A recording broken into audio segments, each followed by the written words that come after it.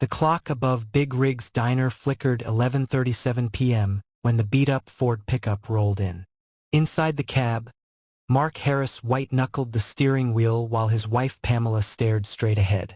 In the truck bed, Rex, a majestic German shepherd with intelligent amber eyes, panted anxiously.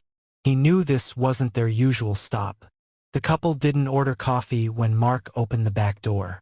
Just a sharp command, "Out!" Rex hesitated, tail tucked, until Pamela threw his favorite chew toy into the shadows. The moment his paws hit pavement, the truck peeled away. Rex chased them for half a mile before the taillights disappeared.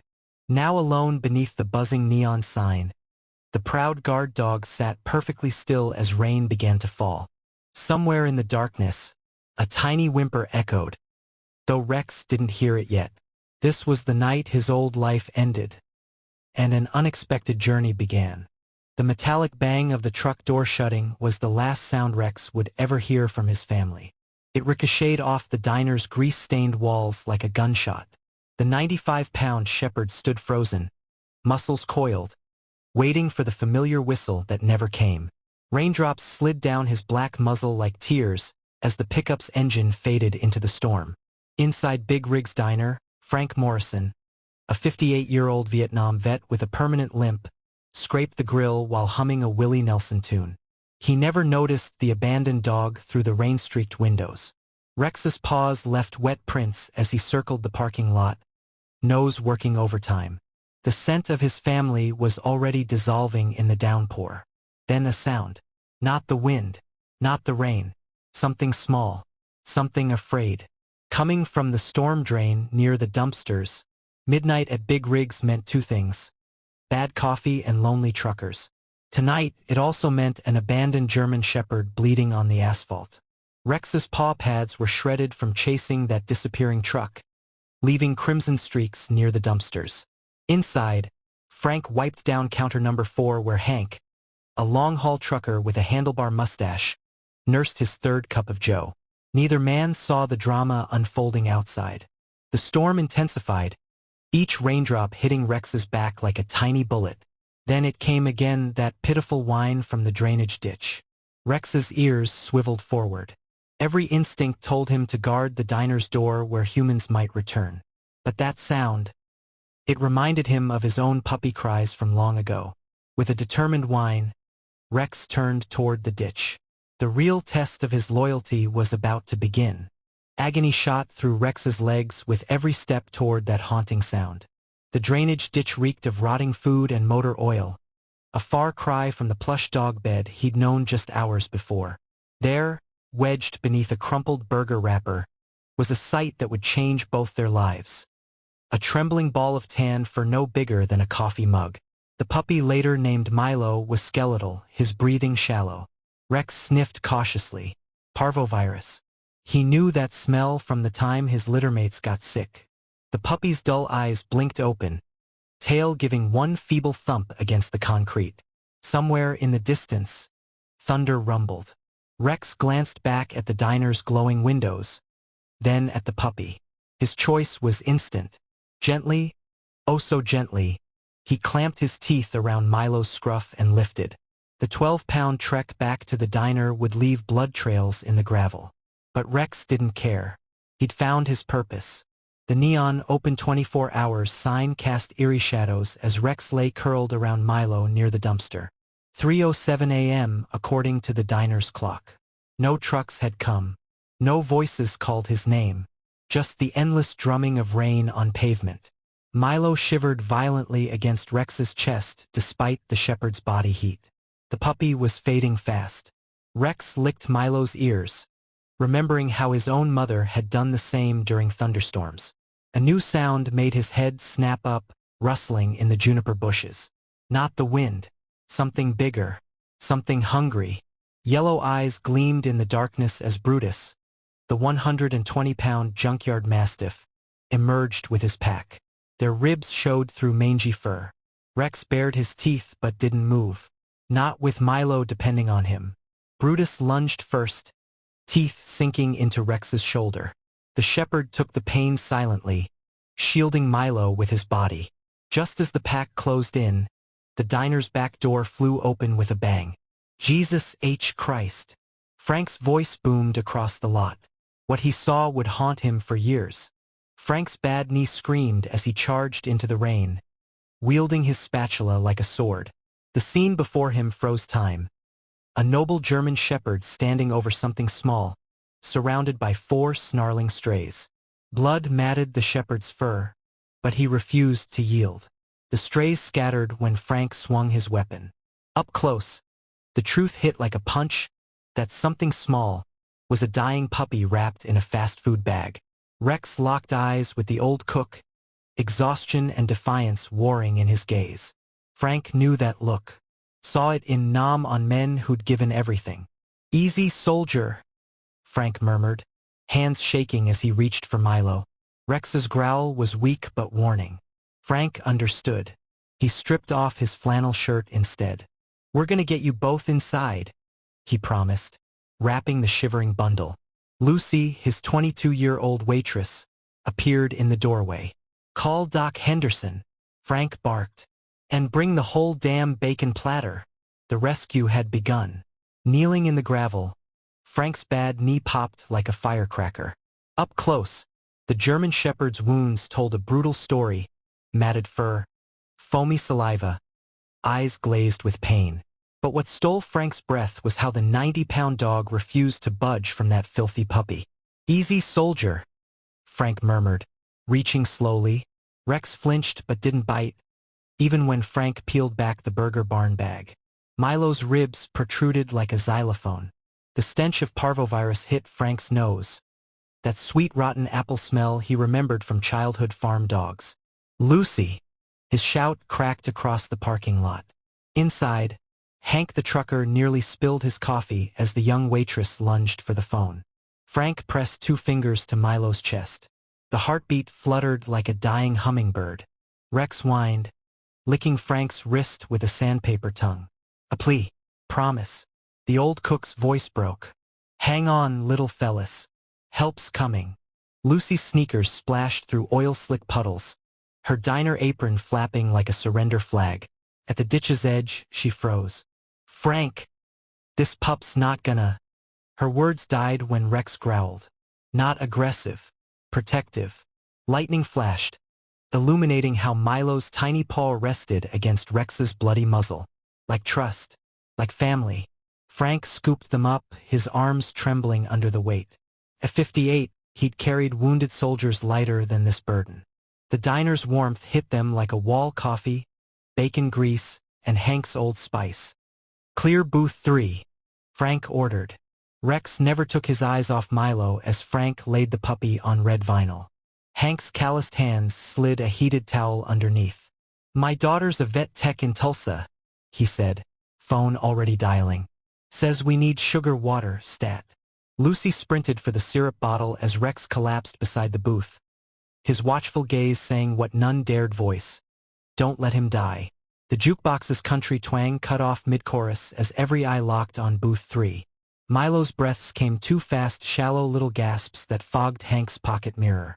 Frank dribbled honey water onto the puppy's tongue, his hands steadier than they'd been since Nam. "Come on, little warrior," he whispered. Rex nudged Milo with his nose, leaving a bloody smear on the towel. Then a miracle. The puppy's pink tongue flicked out, lapping weakly at the sweetness. Hank hooped, slapping the table. "Attaboy." Lucy snapped photos with trembling hands, the camera flash highlighting Rex's torn ear. Outside, tires screeched. Doc Henderson's van skidded into the lot, her silver braids whipping in the storm. Frank met her at the door. "Parvo pup and his guardian angel," he rasped. Doc took one look at Rex's wounds and reached for her black bag. "You," she told the shepherd, "are somebody's hero." The words hung in the greasy air as the diner's clock struck 4 a.m. Doc Henderson's needle glinted under the diner's fluorescent lights as she slid it into Milo's scrawny leg. Rex tensed but didn't interfere, his intelligent eyes tracking every movement. The puppy's first real whimper shattered the tense silence, a sound so human-like that Lucy gasped. "That's it, sweetheart." Doc crooned, stroking Milo's head. Fight for us. Frank watched Rex's tail give one tentative wag at the word fight. Hank's phone buzzed with texts from his vet tech daughter. Keep him warm. Electrolytes. Love works miracles. The trucker showed Rex the screen like the dog could read. Outside, the storm raged on. But inside Big Rig's diner, something holy was happening. Milo's tail thumped once, twice. Rex's ears perked up as the puppy blinked open milky eyes, focusing for the first time. Frank wiped his face with a dish rag. Well, I'll be damned, he muttered. Lucy was already uploading photos with the hashtag #DinerDogs. By sunrise, their story would go viral. But tonight belonged to miracles. Doc Henderson's hands moved with the precision of a battlefield surgeon as she wrapped Milo in thermal blankets.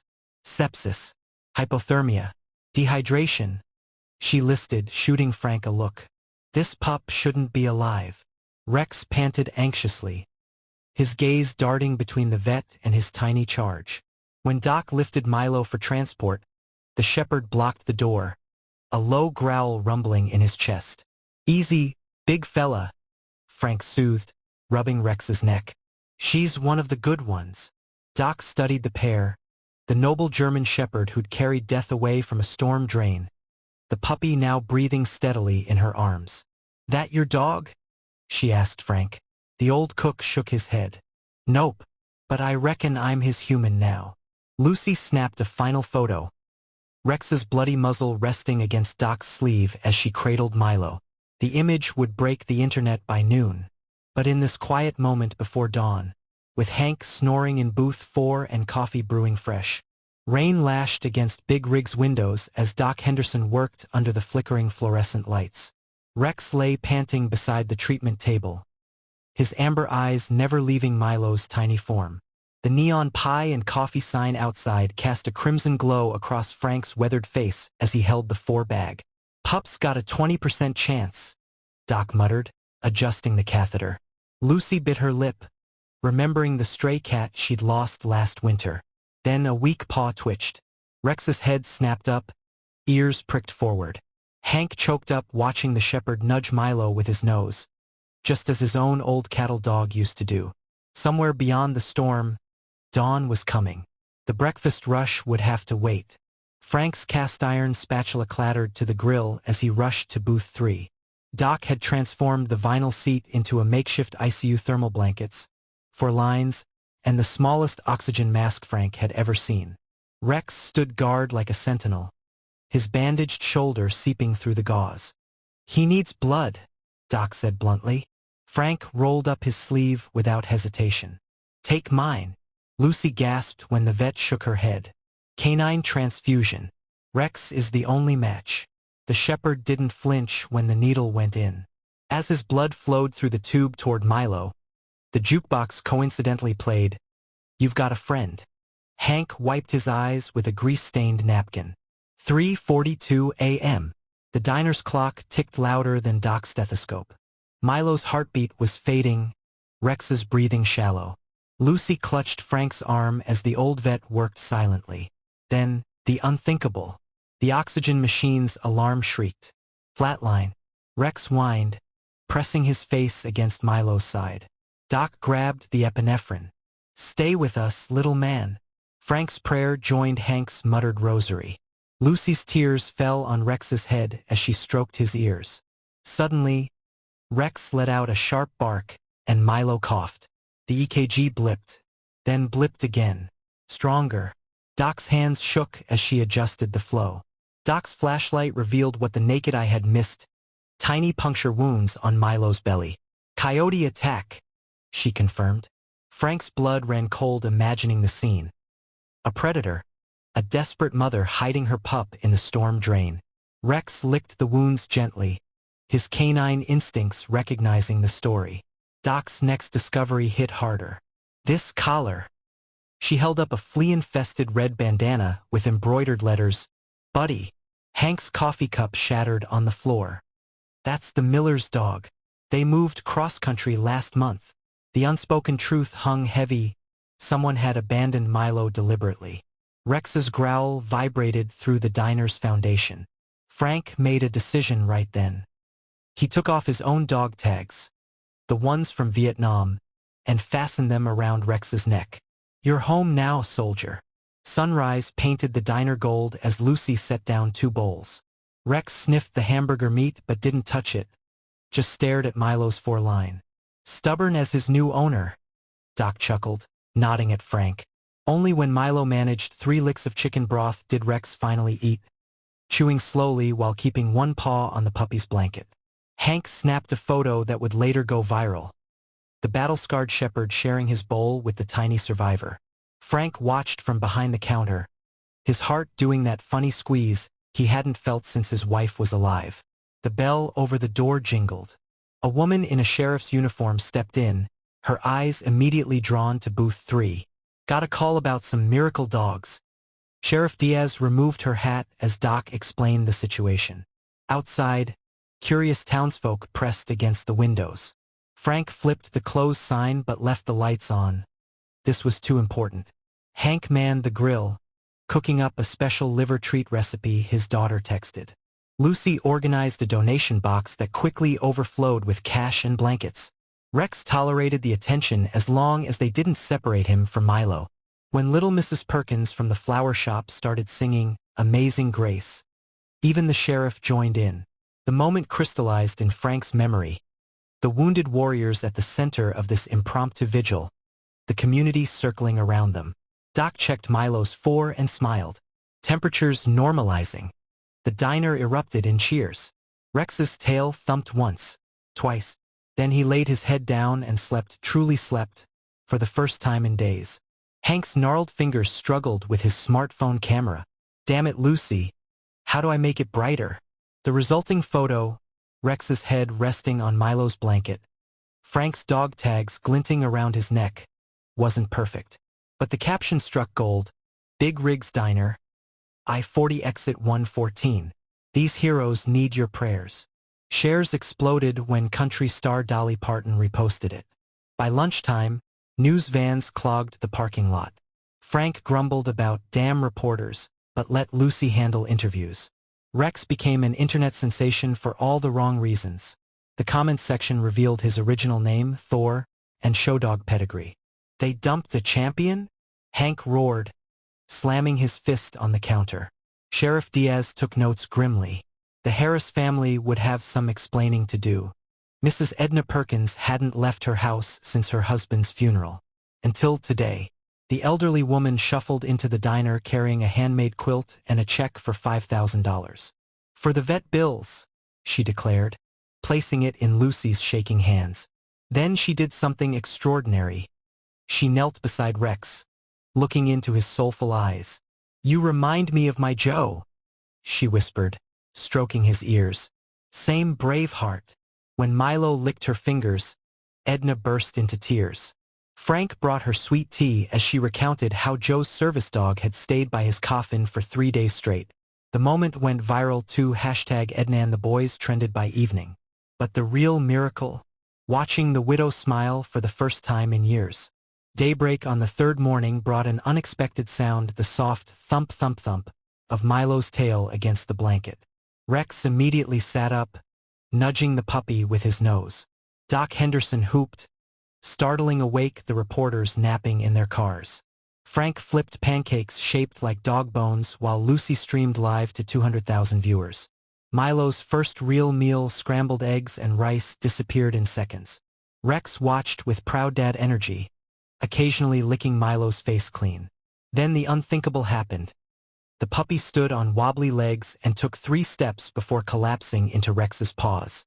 The diner erupted in applause. Sheriff Diaz wiped her eyes discreetly. Even the hardened news anchors got misty. Outside, a familiar pickup truck slowed near the diner's entrance. Frank's hand froze mid-pour when the phone rang. The voice on the line turned his coffee to ice. "We're Thor's legal owners." Pamela Harris's tone left no room for argument. In the background, Mark shouted about property rights. Frank's knuckles whitened around the receiver. Rex sensed the tension immediately, positioning himself between Milo and the door. Sheriff Diaz reached for her radio. Hank started recording on his phone. Lucy's live stream caught the exact moment Frank's polite demeanor shattered. "Like hell you are," he roared. The diner fell silent. Outside, tires screeched. A shadow passed the window. Rex's growl built to a thunderous crescendo as the bell over the door jingled. The Harises had come in person, and they weren't alone. A man in a suit carried a legal folder marked "Injunction." The battle for custody had begun. The familiar dented Ford pickup rolled into Big Rig's parking lot, its Kansas plates caked with mud. Rex's entire body stiffened, a low growl rumbling from his chest as the engine cut off. Frank's hand instinctively found the shepherd's scruff, feeling the raised hackles beneath his fingers. Sheriff Diaz stepped forward, her badge catching the morning light. The diner's patrons held their collective breath as the truck doors opened. But it wasn't Mark Harris who emerged first. It was a slick-haired man in a $1,000 suit carrying a leather briefcase. "Animal Control," he announced, flashing credentials. "We're here to retrieve the Harises property." Lucy's phone continued recording as Frank stepped between the official and the dogs. "Over my dead body," the old cook spat. Behind him, Rex positioned himself over Milo, creating a living shield. Pamela Harris's shrill accusation cut through the diner like broken glass. "That beast nearly tore my husband's arm off." She brandished photos of Mark's bandaged forearm. The animal control officer's eyebrow arched. Frank snorted. "From the rabies vaccine you never gave him?" The room erupted. Doc Henderson pushed forward, medical records in hand. "These documents prove Rex, or Thor, was overdue for shots when abandoned." Sheriff Diaz examined the paperwork while Pamela's face flushed crimson. Then came the bombshell. Hank's daughter, the vet tech, suddenly appeared on Lucy's live feed, holding up records showing the Harises had been fined twice for animal neglect. The diner crowd murmured angrily. Rex, sensing the shift, let out one sharp warning bark that made the suited man jump back. The tension in the diner reached a fever pitch as Mark Harris finally stepped forward. Rex's reaction was instantaneous, ears flat, teeth bared, body trembling with suppressed rage. But when Mark reached for Milo, the shepherd's restraint shattered. A thunderous snarl echoed off the Formica counters as Rex lunged, then stopped dead just inches from Mark's face, held back only by Frank's grip on his collar. The message was clear. "I remember."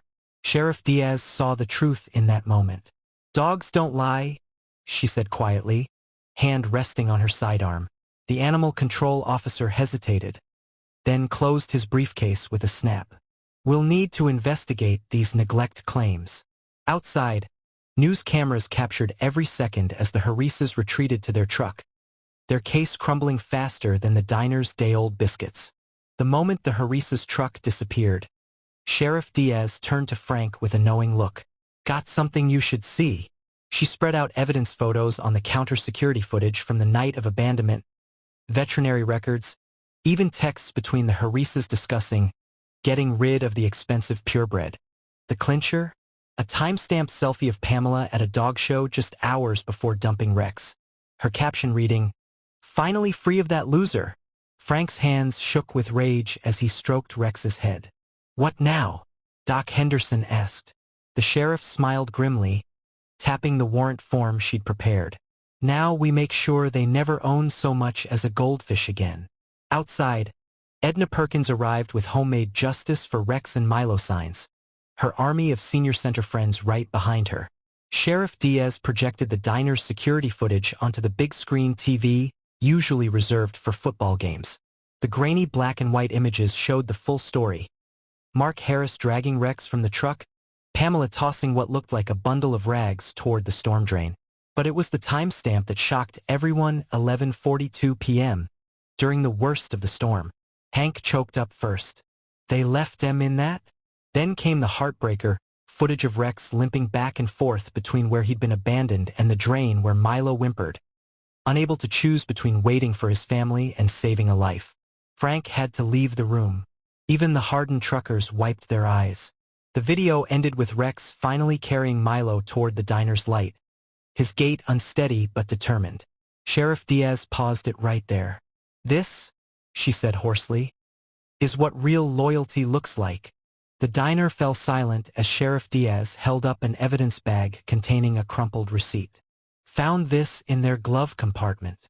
Dated the night of abandonment, it showed a $500 withdrawal from an ATM, right before a $450 payment to Elite Breeders." Lucy gasped. "They sold Rex's puppies?" Doc Henderson's face darkened. "Probably the whole litter.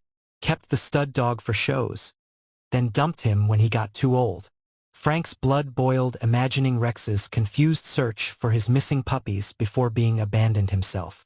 The pieces fell into place. The Harises were backyard breeders, not loving owners. Sheriff Diaz made a quick call. "We're expanding the investigation to animal trafficking." Outside, news vans reported live as #JusticeForRex began trending nationwide. Doc Henderson dropped the medical hammer at noon. "Milo isn't just any mutt," she announced to the packed diner. "DNA tests revealed he was a rare Catahoula leopard dog mix valuable in certain breeding circles." "The Harises didn't just abandon dogs," she explained. "They discarded inventory." The revelation sent shockwaves. Frank held Rex tighter as the shepherd whined, sensing the tension. Then came the worst part. Doc's examination proved Milo had been taken from his mother too young, explaining his frailty. "This wasn't neglect," she concluded. "This was calculated cruelty." The room erupted. Hank started a donation jar for legal fees that filled within minutes. Edna Perkins led a prayer circle in booth 4. And Sheriff? She was already on the phone with the district attorney, building what would become a landmark animal cruelty case. The truth came out piece by painful piece. Text messages showed the Harises complaining about Rex's high maintenance after he placed third in a championship. Bank records revealed they'd taken out a second mortgage to fund their breeding operation. But the most damning evidence? A hidden camera video from a dog show where Mark was overheard saying, "We'll dump Thor after the Springfield competition. Too expensive to keep." Frank listened to the playback with tears in his eyes. Rex, sensing his distress, rested his head on the old cook's lap. Even Milo, usually playful, sat quietly as the awful truth settled over the diner. These people hadn't just made a mistake. They'd planned this. Sheriff Diaz broke the heavy silence. "We're charging them with premeditated animal abandonment. First in county history." The entire diner crowd had migrated to the courthouse steps, where Judge Wilkins, a no-nonsense woman with a rescue pit bull of her own, prepared to rule. Inside, the Harises sat stone-faced beside their slick lawyer. Frank stood with Rex and Milo, the shepherd's service dog vest a silent rebuke. The judge reviewed the evidence. Veterinary bills, security footage, even testimony from American Kennel Club officials about the Harises' shady practices. Then came the moment of truth. Judge Wilkins adjusted her glasses, her pen hovering over the disposition order. Given the overwhelming evidence of calculated cruelty, she began, her voice carrying through the silent courtroom. Rex sat up straighter, as if understanding this was his moment of justice. Outside, Edna Perkins clutched her rosary. Lucy's livestream hit 500,000 viewers. History was about to be made. Judge Wilkins' gavel cracked like thunder. "Permanent revocation of all animal ownership rights," she declared, "plus 6 months in county jail for each defendant." The courtroom erupted. Frank hugged Rex so tight the dog yelped, then immediately licked his face in forgiveness. Milo, now healthy enough to make noise, let out a celebratory "aroo" that made everyone laugh through their tears. But the real kicker? Judge Wilkins' final order. "These dogs are to be officially adopted by Mr. Francis Morrison immediately." The paperwork was already prepared. As Frank signed with trembling hands, Rex rested his head on the old cook's shoulder, a gesture so perfectly human it broke what was left of the room's composure. Outside, news helicopters circled as the crowd cheered. The battle was over. The healing could finally begin. The old cook sat alone at Big Rig's counter, moonlight streaming through the blinds as Rex and Milo slept curled together in booth 3. The adoption papers lay before him, pen uncapped. At 2:17 a.m., Frank did something he hadn't done since Vietnam, he prayed. Not just for these dogs, but for himself. The weight of responsibility pressed heavy on his shoulders. Could a broken old man really give these survivors the life they deserved? As if sensing his doubt, Rex lifted his head, those amber eyes locking onto Frank's with uncanny understanding. The pen moved almost on its own, scratching out Francis Xavier Morrison, with a flourish that sent tears splattering on the paperwork. Outside, a lone coyote howled in the distance. Not a threat, just a reminder that second chances exist in the wildest of places. Morning light revealed the ink smudges where Frank's trembling signature bled into the paper. Sheriff Diaz notarized it with a wink, pressing her seal beside the judge's ruling. "Congratulations, Papa," she teased, ruffling Milo's ears. The puppy responded by chewing happily on the official documents until Rex gently took them away. Frank's eyes misted as he read the names aloud. Rex Morrison. Milo Morrison. The diner regulars erupted in applause, Hank banging his coffee mug like a wedding toast. Lucy streamed the moment live, catching the exact second Frank's face crumpled with emotion. But the real surprise came when Edna Perkins shuffled forward with a gift, 2 hand-stitched dog beds shaped like cowboy hats. "Every Texas gentleman needs proper bedding," she declared, her smile brighter than it had been since her husband's passing. The ancient grandfather clock in Frank's farmhouse chimed 3 a.m., usually the hour his wartime nightmares struck. But tonight, a different sound filled the quiet. Rex's contented snores from the foot of the bed, Milo tucked like a comma against his chest. Frank lay awake, watching moonlight trace the scars on Rex's shoulder, a mirror of his own shrapnel wounds. Outside, the prairie wind whispered through the mesquite trees. No midnight pacing, no startled barks at imagined threats, just peace. Frank reached down to stroke Rex's ear, marveling at how one creature's healing could spark another's. Somewhere beyond the bedroom window, a mockingbird sang its nighttime song. Not a warning, but a lullaby for all the broken souls finding their way home. The sound was so unexpected Frank dropped his spatula. A sharp, joyous yip from the diner's newly installed doggy playpen. Milo, once too weak to lift his head, now stood proudly atop his cowboy hat bed, tail wagging furiously at a drifting dandelion seed. Rex watched with what could only be described as pride as the puppy bounced in clumsy circles. Lucy screamed, startling Hank awake from his usual booth nap. Even the hardened truckers paused their card game to witness the miracle. Frank scooped Milo up, laughing as tiny paws batted at his beard. "Well, look who found his voice." Doc Henderson, making her daily checkup, recorded the moment on her phone, medical proof of what love could heal. Outside, the wind carried that single happy bark across the parking lot, where it danced with the chimes of Edna's newly hung wind catchers. Frank noticed it first, a black van with tinted windows making slow passes past big rigs every afternoon. Rex's reaction confirmed the threat. His low growl sent Milo scrambling behind the counter. Sheriff Diaz ran the plates, registered to a private investigation firm. The puzzle pieces clicked when Lucy discovered the online hate campaign. A small but vocal group of backyard breeders calling the Harises victims of cancel culture. On Thursday, the van parked across the street. 2 men with cameras emerged, aiming long lenses at the diner's windows. Frank's blood ran cold. Were they documenting for an appeal, or something darker? Rex positioned himself squarely in front of Milo, his battlefield instincts kicking in. The standoff lasted exactly 6 minutes and 37 seconds, until Edna Perkins and her senior center posse surrounded the van with their walkers, forcing a retreat that went viral by supper time. 3:18 a.m. The crash sounded like a gunshot, shattering glass followed by Lucy's blood-curdling scream from the diner's back office.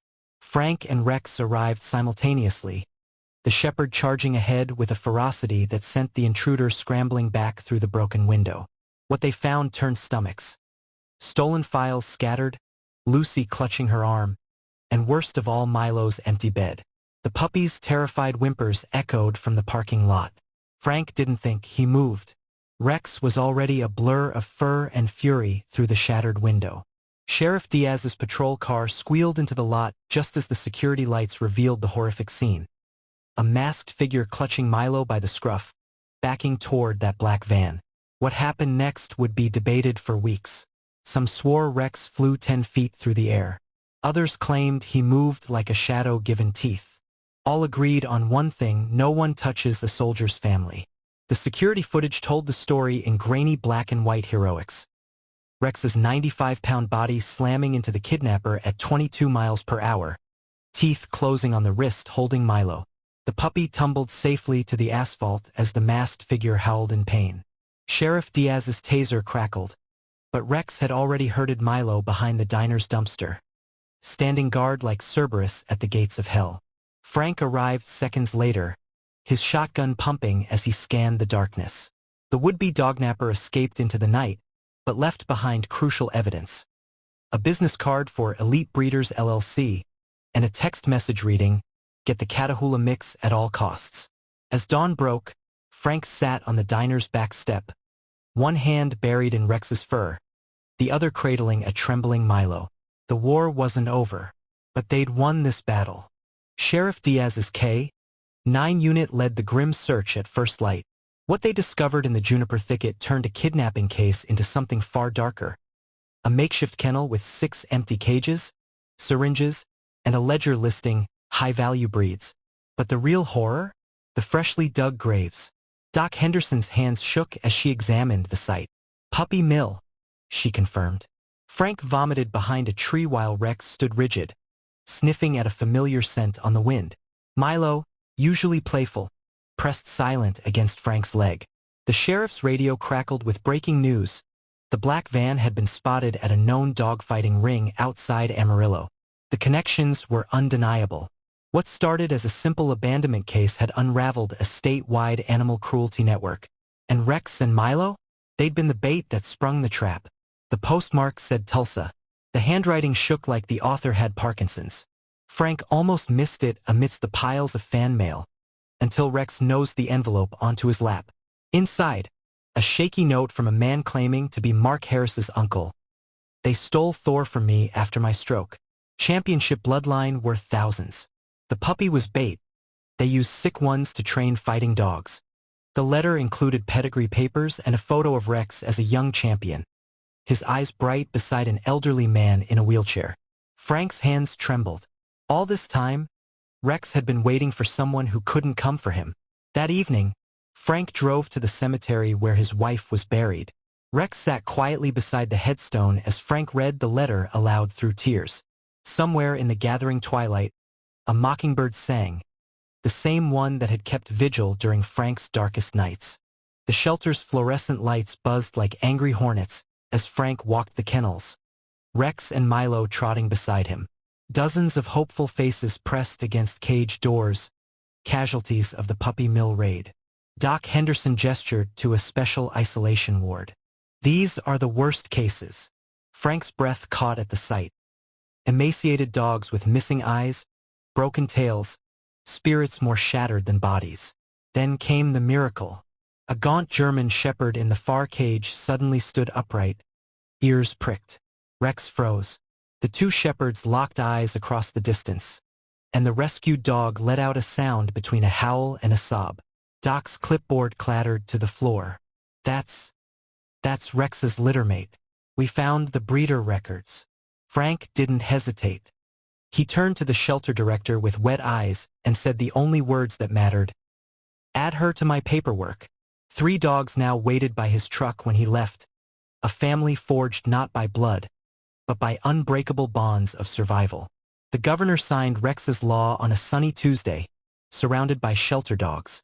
Frank stood stiffly in his only suit, Rex and Milo wearing matching bandanas. The new legislation mandated harsher penalties for animal cruelty and banned roadside abandonments. Sheriff Diaz pinned the ceremonial pen to Frank's lapel. "Your boys just saved thousands of lives," she whispered. Rex nuzzled the governor's hand, while Milo charmed the press corps. That night, back at Big Rigs, Frank hung the signed bill beside his wife's photo. "We did good, darlin'," he murmured. Rex thumped his tail in quiet agreement. Main Street transformed overnight. Welcome to Rexville pop-up signs appeared outside shops. The hardware store painted a mural of Rex and Milo above their awning. Even the grumpy postmaster started keeping dog treats at his window. But the real surprise came from Edna's Knitting Group, a 20-foot quilt depicting the dog's journey, now displayed in the diner. Frank pretended to hate the fuss but secretly loved how strangers stopped to pet his boys. At the unveiling ceremony, Rex sat regally while Milo tried eating the mayor's shoelaces. The local paper's headline said it all, from trash to treasure, how 2 dogs healed a town. The prison letter arrived on a rainy afternoon. Mark Harris had been attacked by inmates after they recognized him from news coverage. "They called me an animal," he scrawled.